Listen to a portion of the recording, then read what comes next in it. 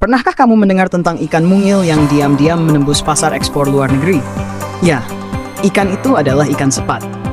Sekilas memang tampak sederhana, tapi siapa sangka kalau ikan lokal ini punya nilai ekonomi tinggi, bahkan sampai dilirik negara tetangga.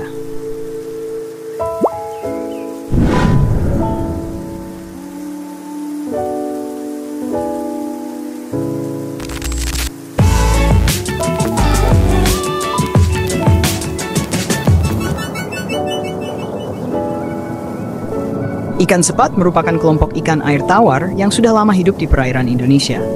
Selain dikonsumsi, sebagian jenisnya juga populer sebagai ikan hias karena coraknya yang menawan. Habitat aslinya tersebar luas di kawasan Asia Tenggara, terutama di lembah Sungai Mekong yang melintasi Kamboja dan sebagian Indocina. Di tanah air sendiri, ikan ini banyak dijumpai di Sumatera, Kalimantan, dan Jawa. Menariknya, sekitar tahun 1938, ikan sepat mulai diperkenalkan di Danau Tondano, Sulawesi, dan berkembang pesat hingga kini.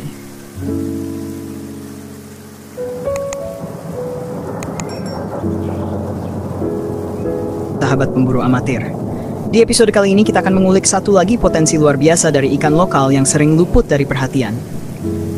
Ikan ini hidup tenang di sawah, rawa, dan sungai kecil, tapi punya nilai ekonomi yang bisa bikin kantong tebal kalau dikelola dengan benar. Yap, kali ini kita akan membahas ikan sepat. Ikan sederhana yang diam-diam menyimpan peluang emas untuk dibudidayakan. Siap belajar bareng kami? Mari kita gali rahasia budidaya ikan sepat dari awal hingga panen.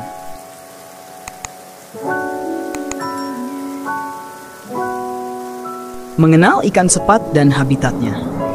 Ikan sepat adalah salah satu ikan air tawar yang banyak ditemukan di perairan umum Indonesia. Kalau kamu tinggal di pedesaan, pasti nggak asing lagi dengan ikan satu ini.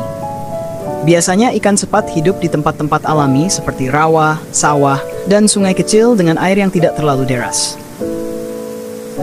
Keistimewaan ikan sepat adalah kemampuannya bertahan di berbagai kondisi air, bahkan di air yang agak asam atau kekurangan oksigen sekalipun. Rahasianya ada pada organ khusus bernama labirin, yang memungkinkan ikan ini menghirup oksigen langsung dari udara. Artinya, untuk budidaya ikan sepat, kamu nggak perlu pakai aerator atau sistem oksigenasi rumit. Sederhana tapi tetap menguntungkan.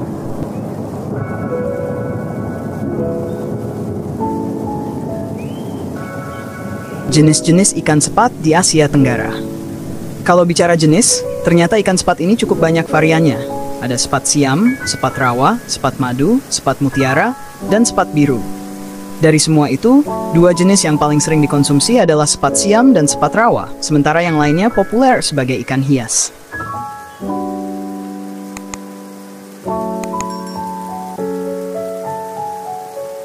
Ikan sepat tidak hanya hidup di Indonesia, tapi juga menyebar luas di negara-negara Asia Tenggara seperti Malaysia, Singapura, Thailand, dan Vietnam. Ini menandakan bahwa ikan sepat sangat adaptif dan punya potensi ekspor bila dikelola dengan serius. Ciri dan keunggulan sepat siam. Jenis yang paling banyak dibudidayakan adalah ikan sepat siam. Ukurannya bisa mencapai lebih dari 20 cm, jauh lebih besar dibanding sepat rawa yang rata-rata hanya 14 cm. Karena ukurannya besar, sepat siam juga sering diolah menjadi ikan asin premium dengan harga jual yang lebih tinggi. Satu lagi keunggulannya, ikan ini mudah beradaptasi di lingkungan baru. Bayangkan dari awal didatangkan hingga akhirnya bisa memijah, hanya butuh waktu sekitar 3 bulan saja. Dengan kata lain, pembenihan ikan sepat bisa dilakukan dengan cepat dan berulang, memberikan peluang keuntungan rutin bagi pembudidaya. Proses pemijahan dan penetasan telur. Dalam proses pemijahan, induk jantan biasanya akan membuat sarang gelembung udara di permukaan air. Untuk membantu prosesnya, biasanya para pembudidaya menebarkan daun pisang kering di atas permukaan kolam. Nantinya, sarang gelembung akan menempel di daun-daun itu. Dan ketika warna gelembung mulai kekuningan, artinya telur telah dikeluarkan oleh induk betina. Dari 20 pasang induk ikan sepat, biasanya bisa dihasilkan sekitar 6-7 sarang telur per bulan. Telur-telur inilah yang nantinya akan menetas menjadi larva dan siap masuk ke tahap pendederan pertama.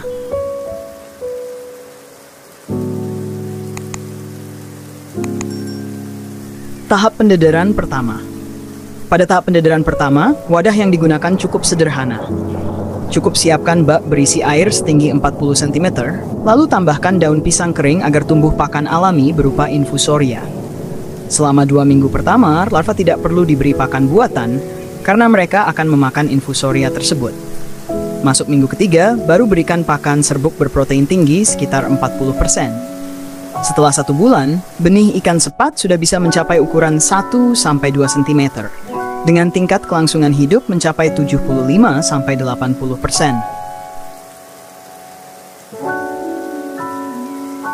Tahap pendederan kedua dan pembesaran.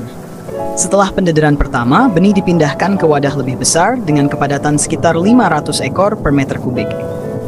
Selama 2 minggu pertama diberi pakan serbuk, kemudian dilanjutkan pakan pelet kecil berdiameter 1 mm. Dalam waktu 1 bulan, benih bisa tumbuh menjadi ukuran 4 cm dengan tingkat kelangsungan hidup 80-90%. Setelah itu, benih siap untuk proses pembesaran. Biasanya dilakukan di kolam tanah menggunakan hapa dengan kepadatan 50 ekor per meter persegi. Pakan dan kualitas air. Untuk pakan utama, gunakan pelet terapung berdiameter sekitar 2 mm dengan kadar protein 30%. Pemberiannya 2 kali sehari, pagi dan sore. Namun, agar lebih efisien, tambahkan juga daun kering di kolam. Daun-daunan ini akan menumbuhkan perifiton, yaitu lapisan lumut mikro yang jadi pakan alami ikan sepat. Air kolam pun tidak perlu jernih. Justru air berwarna hijau atau kecoklatan menandakan banyak pakan alami di dalamnya. Inilah yang membuat budidaya ikan sepat murah, mudah, dan ramah lingkungan.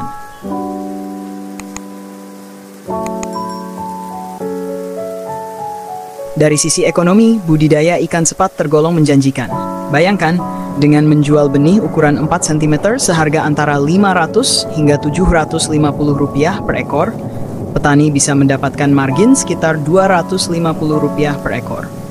Dengan 20 pasang induk, potensi keuntungan bersihnya bisa mencapai Rp1.500.000 per bulan. Dan itu bisa dilakukan secara berulang. Selama ini, sebagian besar ikan sepat di pasaran masih berasal dari tangkapan alam, padahal permintaannya terus meningkat. Terutama dalam bentuk ikan asin. Artinya, peluang usaha budidaya ikan sepat masih sangat terbuka lebar.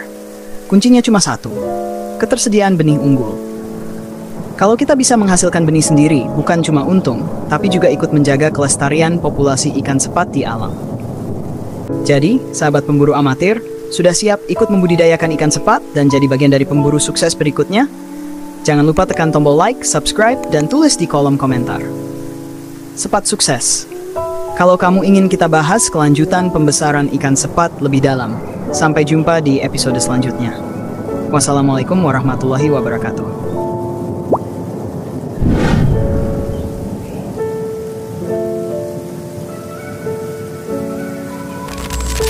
Disclaimer, video ini dibuat semata-mata untuk tujuan edukasi dan penyebaran informasi umum.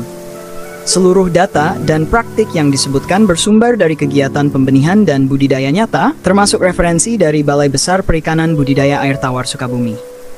Channel Pemburu Amatir tidak mengklaim kepemilikan data asli, melainkan bertujuan memberikan wawasan dan inspirasi bagi para pembudidaya pemula.